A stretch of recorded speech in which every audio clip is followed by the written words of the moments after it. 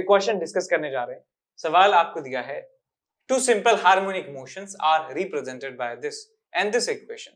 Ratio of amplitude of y1 to y2 is x is to 1. The value of x is. तो ये सवाल पहले भी आ चुका है जिसमें हमने यहाँ पे 1/2 से मल्टीप्लाई किया था पूरी इक्वेशन में, √2 से मल्टीप्लाई किया था पूरी इक्वेशन में और √2 से डिवाइड किया था। बिल्कुल वैसा ही सवाल आपको यहाँ पे दिया हुआ है, एम्पलीट्यूड्स का रेशियो आपसे पूछा गया है। तो हमारे पास ये इक्वेशन जो है वो एक स्टैंडर्ड इक्वेशन ऑफ SHM वाली फॉर्म में लिखी हुई है, लेकिन ये वाली इक्वेशन स्टैंडर्ड इक्वेशन की फॉर्म में नहीं लिखी हुई है। स्टैंडर्ड इक्वेशन ऑफ SHM क्या होता है? y = a sin ωt + phi। ये स्टैंडर्ड इक्वेशन होता है SHM का। तो ये बिल्कुल वैसा ही है, लेकिन इसको हमें बनाना होगा। कैसे बना सकते हैं? यहाँ पे √3 लिखा है, यहाँ पे 1 लिखा है, तो 2 से इस इक्वेशन को डिवाइड कर दिया जाए, 2 से इक्वेशन को मल्टीप्लाई कर दिया जाए, तो आपको मिल जाएगा y2 = 5 × 2। 2 से मैंने मल्टीप्लाई कर दिया बाहर, यहां आपको मिलेगा sin of 3πt × ½ plus cos 3πt × √3/2। तो यहाँ पे 1/2 को मैं लिख सकता हूं, 1/2 को मैं लिख सकता हूं cos 60 डिग्री cos π/3। तो यहाँ आपको मिल जाएगा sin of 3πt cos of π/3 plus cos of 3πt into sin of π/3। तो ये इस इक्वेशन को लिखा जा सकता है, ये sin a cos b plus cos a sin b, sin a plus b लिख देंगे इसे। तो it will be sin of 3πt और प्लस π/3 और यहाँ आ जाएगा आपके पास 10। तो हमारे पास इक्वेशन बन जाती है ये स्टैंडर्ड फॉर्म में। इसका एम्पलीट्यूड हमारे पास 10 है, इसका एम्पलीट्यूड जो है ये भी 10 है। तो इन एम्पलीट्यूड्स का रेशियो कितना हो जाएगा? 10:10, यानी कि 1:1 रेशियो होने वाला है। तो x की वैल्यू क्या आ जाएगी आपके पास? 1 के बराबर। काफी आसान सवाल यदि आपने ऑलरेडी कर रखा है तो। Hello my dear students, I am Neeraj Kumar Chaudhary your physics teacher. बच्चों एक बहुत इंपॉर्टेंट इंफॉर्मेशन देनी है। अनअकैडमी पे T20 टेस्ट सीरीज स्टार्ट हो रही है 7 अक्टूबर से, जो कि 7 अक्टूबर से लेके 29 अक्टूबर तक चलेगी। डेली टेस्ट होगा 6:30 से लेके 7 PM तक, ठीक है ना। और ये टेस्ट जो लोग अपना IIT JEE का एग्जाम 2022 में देना चाहते हैं, यानी कि ड्रॉपर्स और 12th के बच्चे 2023 में देंगे, 11th के बच्चे, और जो 2024 में देंगे यानी कि 10th के स्टूडेंट, उनके लिए प्लान की गई है, ठीक है बच्चों। डेली टेस्ट होगा, डेली रिजल्ट आएगा उसी टाइम और डेली अवार्ड्स हैं इसमें। अगर रैंक 1 आती है आपकी तो आपको 5,000 रुपए का अमेजॉन का वाउचर, 2 to 6 को 3,000, 7 to 20 को 2,000, ठीक है ना। और बच्चों आप अगर विनर हो तो आपको 20% का स्कॉलरशिप भी मिलेगा अगर आपकी रैंक 1 से लेके 50 तक आती है, अगर आप कोई भी सब्सक्रिप्शन लेते हो तो, ठीक है ना। तो बच्चों बहुत ही अच्छा मौका है, जल्दी से जल्दी इसमें एनरोल कर लीजिए। और NKC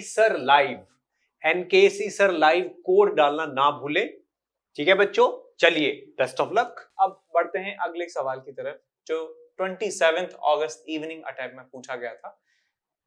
प्लेन EM वेव है, फ्रीक्वेंसी 30 है, travels in free space, यानी कि speed of light is 3 × 10⁸ metre per second. At particular point in space and time, electric field is 6 volt per metre. Electric field ऐसा यूनिट में 6 value दी हुई है। Magnetic field इस point पर कितना होगा? तो देखिए मैं फॉर्मूला जानता हूं, E = BC, ठीक है। E = BC आप कभी भी नहीं भूलेंगे, EBC है, EBC, E is BC, ठीक है। इलेक्ट्रिक फील्ड, मैग्नेटिक फील्ड, ये स्पीड ऑफ लाइट। तो यहां से इलेक्ट्रिक फील्ड आप लिखेंगे 6, मैग्नेटिक फील्ड नहीं पता, C की वैल्यू है 3 × 10⁸, तो ये चला गया आपके पास 2 बार। सो 2 × 10⁻⁸ आपको मिल जाएगा मैग्नेटिक फील्ड की वैल्यू। तो यहां से x की वैल्यू आपको मिल जाती है 2 के बराबर। समझ गए? आसान सवाल। आगे चलते हैं। अगला सवाल आपके पास ये है, tuning fork is vibrating at 250 Hz, the length of the shortest organ pipe that will resonate with the tuning fork will be equal to, speed of sound को 340 माना है। तो हमें एक क्लोज्ड ऑर्गन पाइप के लिए मिनिमम लेंथ बतानी है, कितनी मिनिमम लेंथ हो सकती है। देखिए हम ऑर्गन पाइप में जानते हैं कि जो फंडामेंटल मोड होता है वो ये होता है। इस फंडामेंटल मोड में मैं लिखूंगा यहाँ पे λ/4 = L, इसके बाद जो इसका फर्स्ट मोड ऑफ वाइब्रेशन होता है वो कुछ इस तरीके से होता है। तो यहाँ पे λ/2 λ/4 3 λ/4 L के बराबर होता है। तो आप देख सकते हैं कि जैसे जैसे हम मोड बढ़ाते जाएंगे, हार्मोनिक बढ़ाते जाएंगे, वैसे वैसे लेंथ की जो वैल्यू है वो बढ़ती जाने वाली है एक पर्टिकुलर लैम्डा के लिए। लैम्डा की एक पर्टिकुलर वैल्यू है, हमारा आंसर पर्टिकुलर वैल्यू है लैम्डा की। तो एक पर्टिकुलर वैल्यू ऑफ लैम्डा के लिए ये लेंथ ऑफ पाइप जो है बढ़ता जा रहा है। तो हम समझ गए कि मिनिमम लेंथ यदि आपको निकालनी है तो आपको सबसे फंडामेंटल वाला मोड चूज करना होगा जो डायग्राम में दिखाया भी हुआ है। So I would write λ/4 is equal to n। Lambda को लिख सकते हैं v अपॉन एफ, जैसे v होता है f लैम्डा, तो यहां से v अपॉन एफ लिखा जा सकता है लैम्डा को। तो यहां से आपको लेंथ की जो वैल्यू है पाइप की, मिनिमम लेंथ जो हमें रिक्वायर्ड है, that is equal to v upon 4f। v जो है स्पीड ऑफ लाइट, यहाँ पे अच्छा speed of sound sorry is 340 divided by 4 into F. F कितना है हमारे पास 250। सो 250 इंटू 4 इज 1000 और ये बन जाएगा 0.34 मीटर के बराबर। ये लेंथ मिल जाती है। तो आपसे कौन से यूनिट पूछिए, सेंटीमीटर में पूछा है तो 100 से मल्टीप्लाई कर देंगे, आंसर आ जाएगा 34 सेंटीमीटर के बराबर। समझ गए? अब बढ़ जाते हैं आगे अगले सवाल की तरफ। सवाल 27 अगस्त के मॉर्निंग अटेम्प्ट में पूछा गया था। सवाल आपसे कहता है कि electric field in a plane electromagnetic wave is given by 50 sin फलाना x डिकाना t volt per metre. The velocity of electromagnetic wave in this medium is. जब आपको सिर्फ इक्वेशन दिया है वेव का, तो आप जानते हैं कि साइनोसॉइडल वेव जो होती है उसमें स्पीड ऑफ वेव होता है ओमेगा बाय के, या कह सकते हैं कि coefficient of t divided by coefficient of होता है हमारे पास ये x।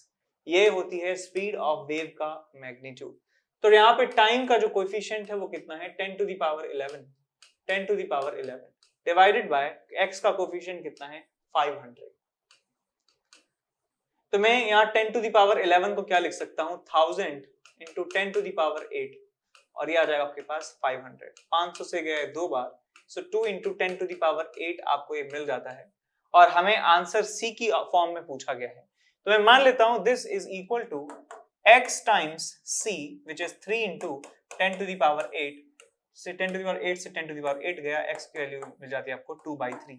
तो हम कह सकते हैं कि जो स्पीड ऑफ वेव है that is equal to 2/3 into c। So 2/3 into c जो है आपका थर्ड ऑप्शन सही हो जाएगा। अब बढ़ जाते हैं आगे। अगला सवाल हमारे पास ये है, जेईई मेन 27 अगस्त के इवनिंग अटेम्प्ट मॉर्निंग अटेम्प्ट में पूछा गया था। The variation of displacement with the time of particle executing free SHM shown in figure. SHM कर रहा है पार्टिकल, डिस्प्लेसमेंट वर्सेस टाइम का ग्राफ आपको बनाया हुआ है कि पोटेंशियल एनर्जी और टाइम का ग्राफ बनाइए कौन सा है। तो इन चारों में से आपको पोटेंशियल एनर्जी और टाइम का ग्राफ बताना है। अब या तो आप एक अलग अलग पॉइंट्स पर जो पोटेंशियल एनर्जी की वैल्यूज होती हैं, मैक्सिमम पोटेंशियल एनर्जी कहां पर होती है, मिनिमम पोटेंशियल एनर्जी कहां पर होती है, उनसे चारों ऑप्शंस चेक कर लें जो मैं बताऊंगा अभी करके। या फिर आप डिस्प्लेसमेंट की इक्वेशन लिखकर, एक पॉसिबल जो इक्वेशन डिस्प्लेसमेंट की हो सकती है उसे लिखकर आप पोटेंशियल एनर्जी का इक्वेशन लिख सकते हैं और उस इक्वेशन के करस्पॉन्डिंग ग्राफ बना सकते हैं। तो यार ये देखो, ये ग्राफ ऐसा है जैसे साइन का ग्राफ होता है। इसका मतलब x की जो वैल्यू है एम्पलीट्यूड, ये वाला डिस्टेंस मैं मान लेता हूं a के बराबर है इसमें, साइन ऑफ ओमेगा t, ये इस ग्राफ की इक्वेशन होने वाली है। और हम जानते हैं पोटेंशियल एनर्जी का फॉर्मूला होता है हाफ के एक्स स्क्वायर के बराबर, k एक कांस्टेंट होता है, हाफ के a square sine square omega t। तो ये ग्राफ हमें मिलने वाला है, यानी उसकी मैक्सिमम वैल्यू मिलेगी हाफ के स्क्वायर और साइन स्क्वायर की तरह वेरी होने वाला है। और साइन स्क्वायर का ग्राफ जो है बेटा होता है ऐसा, सारी वैल्यू जो है पॉजिटिव रहने वाली है, इस तरीके से ग्राफ आपको मिलने वाला है। तो आप देख सकते हैं कि कौन सा ग्राफ आपको मिलेगा, कौन सा ग्राफ ऐसा है जिसमें सारे ऊपर की तरफ लूप बन रहे हैं, which is option number D. तो इसे आप डी को टिक कर सकते हैं। दूसरी बात आप यहाँ पे देखें कि हम जानते हैं क्या कि मीन पोजीशन पर पोटेंशियल एनर्जी मिनिमम होती है, मीन पोजीशन पर पोटेंशियल एनर्जी मिनिमम होती है। तो ये मीन पोजीशन है, यहाँ पर ये मीन पोजीशन है, ये मीन पोजीशन है, ये मीन पोजीशन है। यहाँ पर पोटेंशियल एनर्जी मिनिमम होनी चाहिए। सो ओ, ए, बी और सी पर पोटेंशियल एनर्जी मिनिमम होनी चाहिए ग्राफ में। तो चेक कर लेते हैं ओ, ए, बी और सी।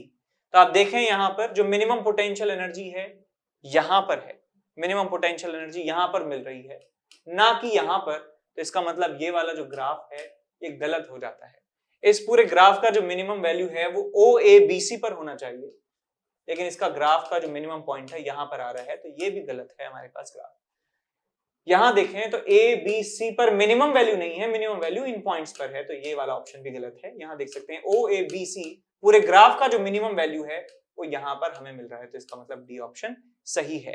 आप चाहें तो और भी ये देख सकते हैं कि यहां पर डिस्प्लेसमेंट मैक्सिमम है, इसका मतलब ये एक्सट्रीम पोजीशन है, ये भी एक्सट्रीम पोजीशन है, तो एक्सट्रीम पोजीशन पर पोटेंशियल एनर्जी मैक्सिमम होती है। सो ओ से ए के बीच में जो पॉइंट है वहां पर मैक्सिमम पोटेंशियल एनर्जी होना चाहिए, वो हमें मिल रहा है यहां पर। ठीक है, तो वो गलत हो रहा है वहां पे।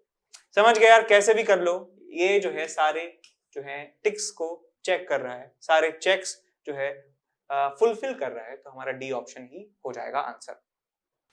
अब बढ़ते हैं आगे अगले सवाल की तरफ। सवाल 27 अगस्त मॉर्निंग शिफ्ट में पूछा गया है, कार एक्स और वाई अप्रोच करती हैं एक दूसरे को 3672 की स्पीड से। तो यहाँ पे मैं एक्स कार मान लेता हूं, यहाँ पे वाई मान लेता हूं। दोनों की जो वेलोसिटी है, स्पीड है, उसको ऐसा यूनिट में लिखूं तो ये आपके पास है 10 मीटर पर सेकेंड और ये आपके पास है 20 मीटर पर सेकेंड।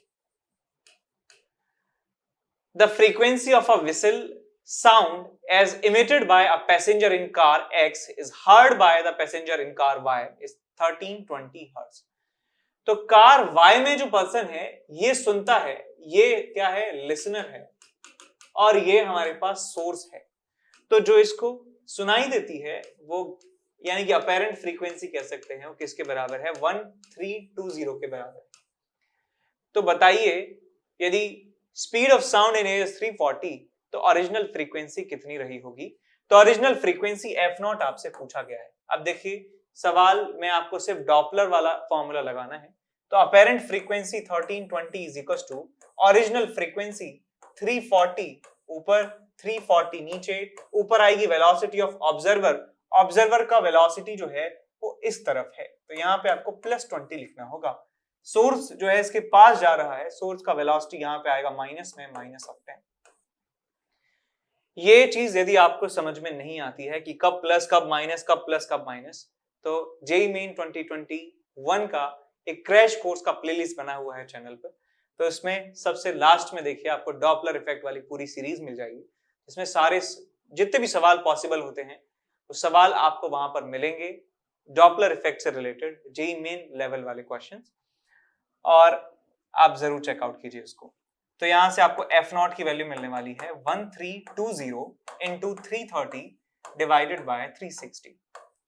तो यहाँ 0 से 0 चला जाता है, 3 से गया 11 बार, 3 से गया ये 12 बार, 12 से गया 11 बार, सो 11 11 121, 1210 आपको मिलने वाली है frequency in hertz. 1210 will be our answer. ठीक है, 1210।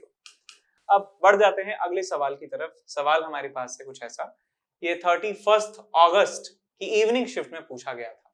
सवाल पढ़ते हैं, A bob of mass m is suspended by a thread of length L, undergoes a simple harmonic motion with time period t। तो यहाँ पे एक पेंडुलम है जिसका एक लेंथ है और लेंथ है L, इसका टाइम पीरियड हो जाता है हमारे पास t।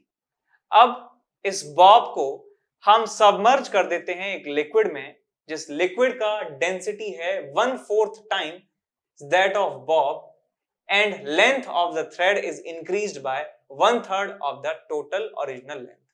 Find the time period of the SHM oscillation will be।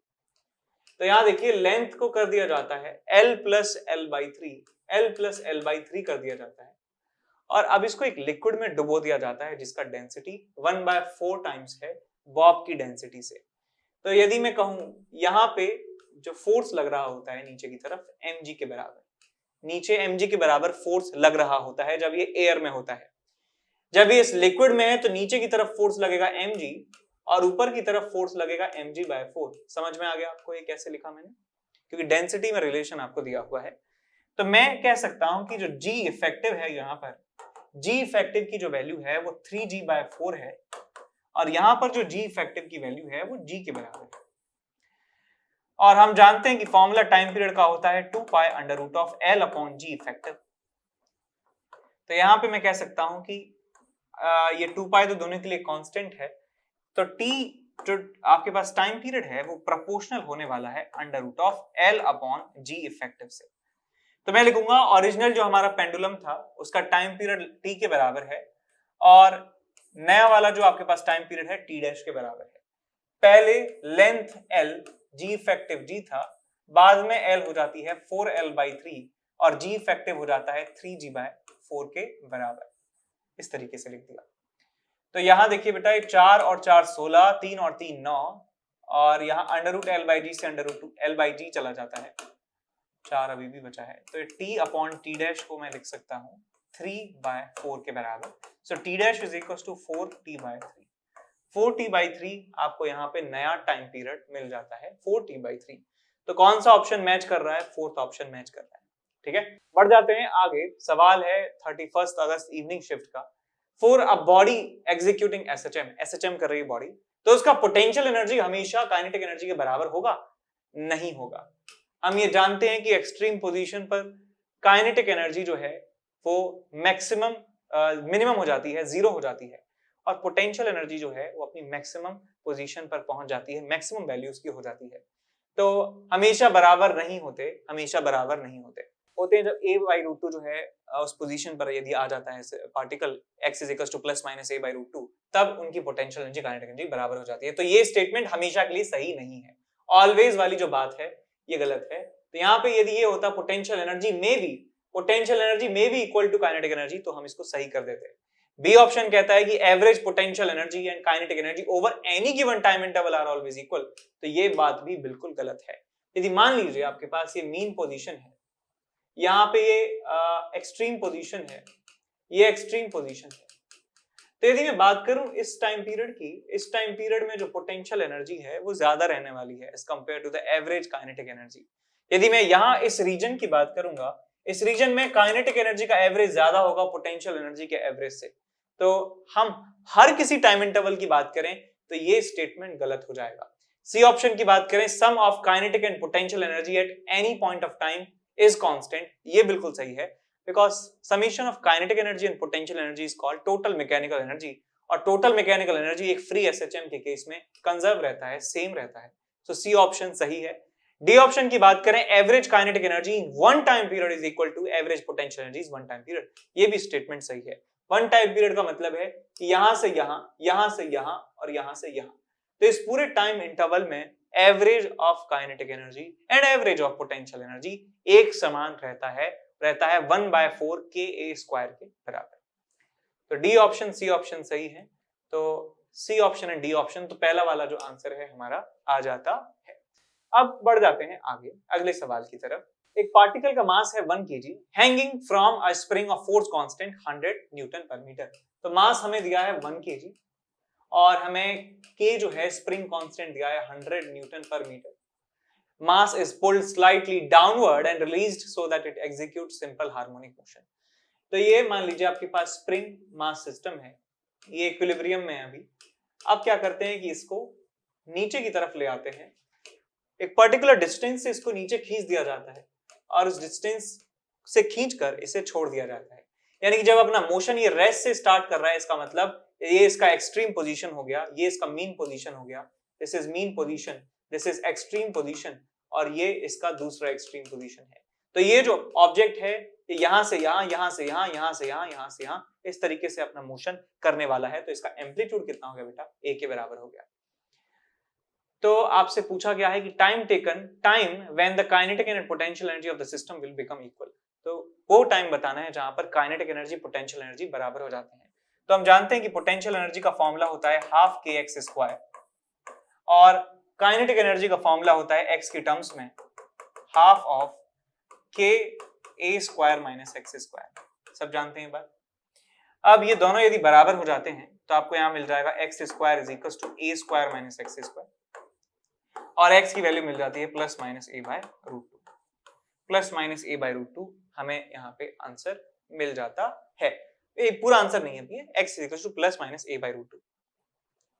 अब टाइम निकालने के लिए देखिए इसने अपना मोशन, मैं एक फेजर डायग्राम बना रहा हूं, अपना मोशन इसने एक्सट्रीम पोजीशन से स्टार्ट किया है, यानी कि टाइम जो है यहां से मेजर करना स्टार्ट हुआ है, यहां से हमने छोड़ा है, अब यहां से स्टॉप वॉच चलाई है, t बराबर 0 यहां पे है। अब मैं मान लेता हूं कि इस तरीके से ये घूमता है और a बाई रूट टू कब मिलेगा आपको, जब ये 45 डिग्री फेज एंगल ट्रेवल कर लेगा। 45 डिग्री जब ये ट्रेवल कर लेगा तो हम कह सकते हैं कि वो ऐसे पॉइंट पर पहुंच चुका है जहां पर x की वैल्यू जो है a बाई रूट टू के बराबर है। तो इसको जो टाइम लगने वाला है, मैं टाइम यहां पे कह सकता हूं कितना लगेगा, pi by 4 which is theta divided by omega which is 2 pi by capital T. तो यहां से आपको मिल जाएगा pi by 4 into T by 2 pi, और पाई से पाई गया, t बाय 8 आपको आंसर मिल जाता है, t बाय 8 आपको आंसर मिल जाता है। सो x की वैल्यू कितनी आ जाएगी आपके पास, 8 के बराबर। ठीक है, बढ़ जाते हैं आगे। अगला सवाल हमारे पास ये है, wire having a linear mass density is 9 into 10 to the power minus 4। ये हमारे पास लीनियर मास डेंसिटी है mu 9 into 10 to the power minus 4 is stretched between two rigid supports with a tension of 900। Tension है हमारे पास 900, दोनों and से attached है, दोनों तरफ रिजिड बाउंड्री है यहाँ पर। The wire resonates at a frequency of 500 Hz and the next higher frequency at which the same wire resonate is 550 Hz। The length of the wire is। तो हमें wire की length बतानी है, यदि हमारी सक्सेसिव फ्रीक्वेंसीज जो हैं वो हमारे पास कितनी है, 500 एंड 550। एक फ्रीक्वेंसी है हमारे पास 500 और एक है हमारे पास 550। तो पहले स्पीड ऑफ वेव निकाल लेते हैं कितनी है। Speed of wave is under root of T by mu v wave. तो यहां से आपको मिल जाएगा under root of T which is 900 SI units divided by mu which is 9 into 10 to the power 4। So 9 से गए 100 बार, सो 10 to the power 3 आपको metre पर सेकेंड स्पीड ऑफ वेव मिल जाता है।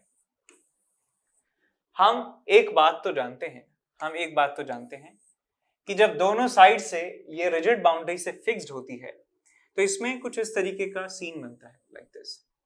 तो मैं मान लेता हूं यहाँ पे n लूप्स बन रहे हैं, तो यहां से लिखूंगा n lambda by 2 is equal to l।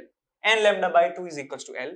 तो लैम्डा की वैल्यू आपको मिल जाती है 2l अपॉन n के बराबर, और लैम्डा को हम लिख सकते हैं v अपॉन f। ये v अपॉन f इसे लिखा जा सकता है।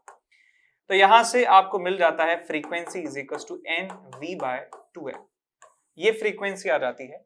और यदि मान लीजिए इसके अगली फ्रीक्वेंसी की बात करूं, जब n+1 लूप्स बन रहे होंगे तो फ्रीक्वेंसी हमें मिलेगी f dash is equal to n+1 v by 2l। तो मैं इसको रख देता हूं बराबर 550 के, और इसको मैं रख देता हूं 500 के। सो f डैश माइनस f की जो वैल्यू है आपको मिलने वाली है किसके बराबर, n v बाय 2l के बराबर, सॉरी v बाय 2l के बराबर। तो यहाँ पे लिख लीजिए n+1 v by 2l minus n v by 2l is equal to v upon 2l, और ये किसके बराबर है, इनके डिफरेंस के बराबर है 550 माइनस 500। ये कितना है, 500 के बराबर है। सो 550 माइनस 500 इज 50, और ये आपको मिल जाता है l is equal to v by 100, मिल जाएगा आपको 1000 डिवाइडेड बाय 100। तो आपको मिल जाता है ये 10 मीटर के बराबर। तो आंसर हमारा कितना हो जाएगा, 10 मीटर के बराबर। ठीक है, सोनोमीटर का सवाल जो है पहली बार ही पढ़ा है सवाल है ना, इस पूरी जितनी भी हमने पेपर किए अभी तक इस सीरीज में पहला सवाल है ये स्ट्रिंग वेव का, जो सोनोमीटर से रिलेटेड है ना। अब चलते हैं आगे। सवाल हमारे पास ये है, 1 सितंबर जो लास्ट शिफ्ट था उसमें पूछा गया था, mass of 5 kg is connected to a spring.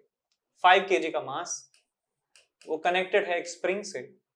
Potential energy curve उसके SHM का इस तरीके से दिखाया जाता है।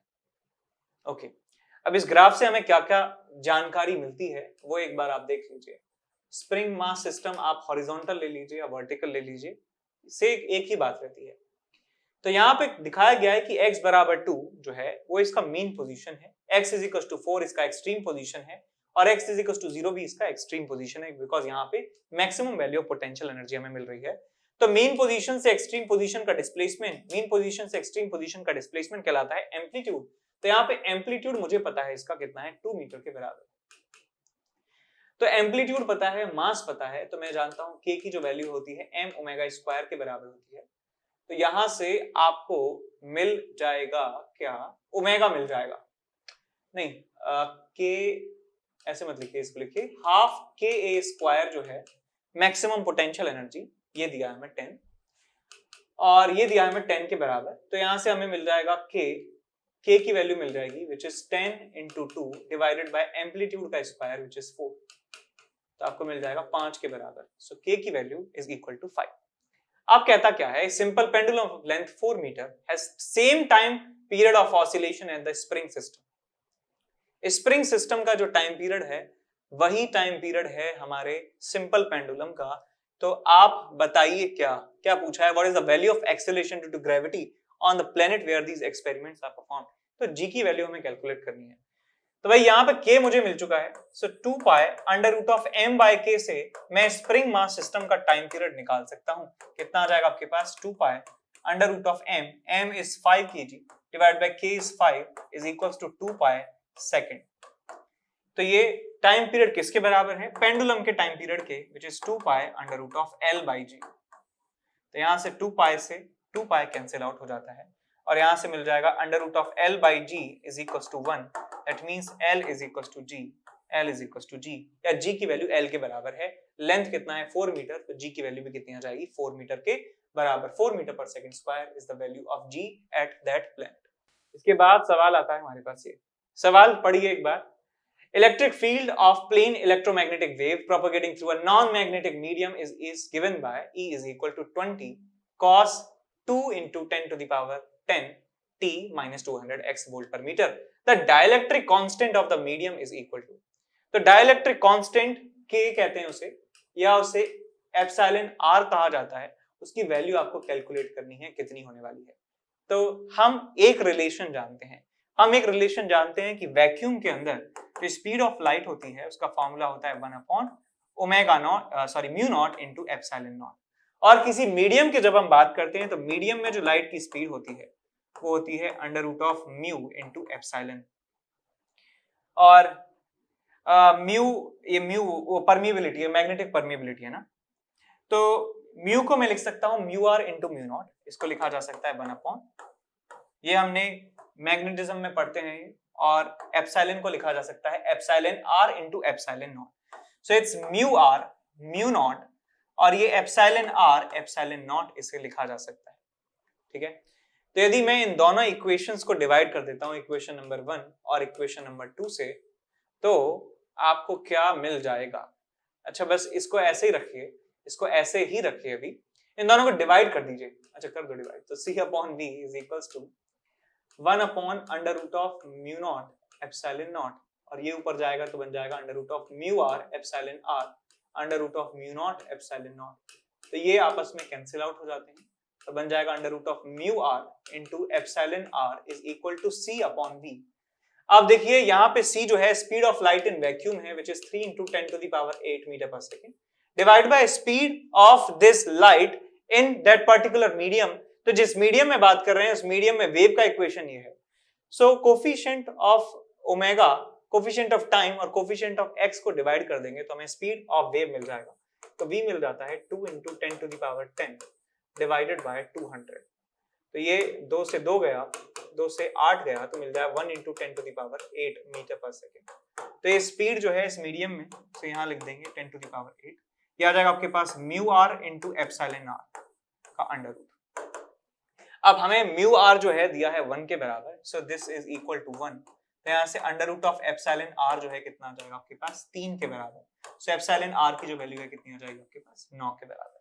तो ये हमारा आंसर है 9 के बराबर, ए ऑप्शन। ठीक है, फॉर्मूले आपको याद होने चाहिए इसके लिए। तो ईएम वेव्स के फॉर्मूले जो हैं आप याद रखें। जेईई मेन में काफी सारे सवाल आए हैं, ऑलमोस्ट हर एक शिफ्ट में एक सवाल इलेक्ट्रोमैग्नेटिक वेव का पूछा ही गया है।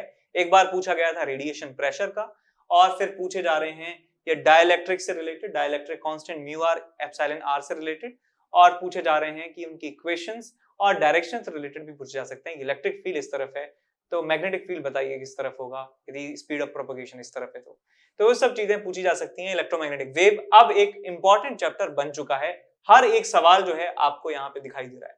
तो 4 नंबर आप सिक्योर कर सकते हैं यदि आप इलेक्ट्रोमैग्नेटिक वेव जो छोटा सा चैप्टर है उसे आप करके जाएं।